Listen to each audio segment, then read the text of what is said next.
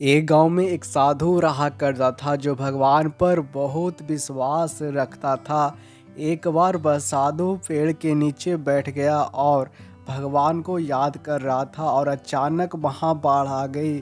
चारों तरफ पानी ही पानी। सब लोग अपने आप को बचाने के लिए ऊपर पहाड़ की तरफ भागने लगे।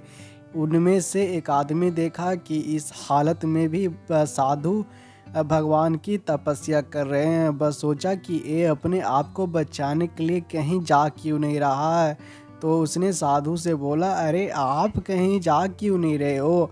आप भी मेरे साथ ऊपर पहाड़ की तरफ चलो, नहीं तो डूब जाओ। साधु बोले, अरे हमें क्या होगा, मैं भगवान की इतनी तपस्या करता हूँ, मुझे कुछ नहीं हो सकता, मुझे भगवान अपने आप बचाएगा। धीरे धीरे पानी साधु के कमर तक आ गया। अब लोग वहाँ से नाव लेकर निकलने लगे।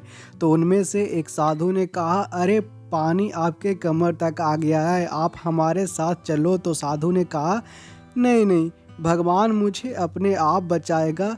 और वह नाव वाला भी वहां से निकल गया। कुछ देर बाद पानी इतना बढ़ गया कि साधु के सर तक पहुंच गया और अब लोगों को बचाने के लिए हेलीकॉप्टर निकलने लगे। एक हेलीकॉप्टर साधु के पास आया जो कि आखिरी हेलीकॉप्टर था। साधु के पास नीचे रस्सी फेंकी और बोला, इसे पकड़ो और ऊपर आ जाओ, नहीं तो आप डूब जाओगे। यह आखिरी हेलीकॉप्टर है और आपके पास दूसरा कोई रास्ता नहीं है बचने के लिए।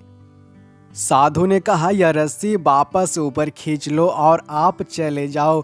मुझे भगवान के ऊपर पूरा भरोसा है, वह मुझे बचा लेगा। पानी काफ़ी ऊपर आ गया, पेड़ डूब गया और साधु की भी डूबने से मौत हो गई। मरने के बाद साधु भगवान के पास गया और बोला, हे भगवान, मैंने पूरी ज़िंदगी आपकी तपस्या की, मेरा सारा जीवन आपकी आराधना करने में लगा दिया, फिर भी इतने भरोसे के साथ इंतज़ार किया, तुम मुझे बचाने आओगे, लेकिन वहाँ मेरी डूबकर मौत हो गई और तुम नहीं आए, ऐसा क्यों? भगवान बोले, मूर्ख इंसान, एक नहीं 3 बार आया था, वो तीनों बार मैं ही तो था। पहला पैदल, दूसरा नाव के द्वारा और तीसरा हेलीकॉप्टर के द्वारा, लेकिन तुमने मेरा एक भी अवसर पहचान नहीं पाया। पता नहीं किसका इंतज़ार कर रहा था।